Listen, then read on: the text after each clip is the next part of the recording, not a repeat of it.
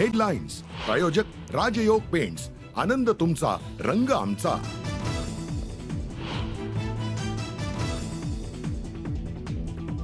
स्थानिक स्वराज्य संस्थांच्या निवडणुकांसंदर्भात आज सर्वोच्च न्यायालयात सुनावणी. गेल्या 3 वर्षांपासून लांबणीवर पडलेल्या निवडणुकींचा मार्ग मोकळा होणार का? सुनावणीकडे जनतेचं लक्ष. रवींद्र धंगेकरांनी आज बोलावली कार्यकर्त्यांची बैठक. धंगेकर मोठा निर्णय घेण्याच्या तयारीत. काही दिवसांपासून धंगेकर नाराज असल्याची चर्चा.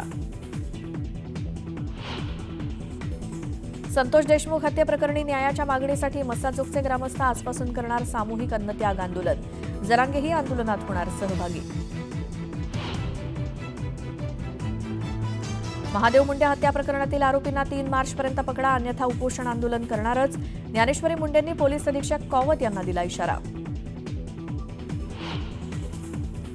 राज्य मंत्रिमंडळाची आज महत्त्वाची बैठक. बैठकीत राज्यासाठी कोणते महत्त्वाचे निर्णय होणार याकडे सर्वांचं लक्ष.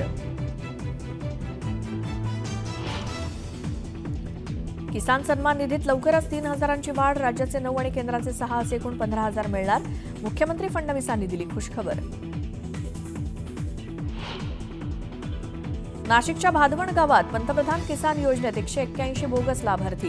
न्यूज 18 लोकमतच्या बातमीची खासदार नरेश मस्केंकडनं दखल. संसदेत प्रश्न मांडणार असल्याचं आश्वासन.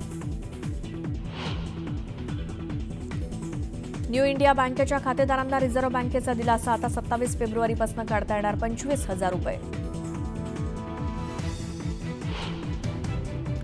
न्यूझीलंड आणि भारताचा चॅम्पियन्स ट्रॉफीच्या सेमीफायनलमध्ये प्रवेश. पराभवामुळे बांगलादेश आणि पाकचं आव्हान संपुष्टात.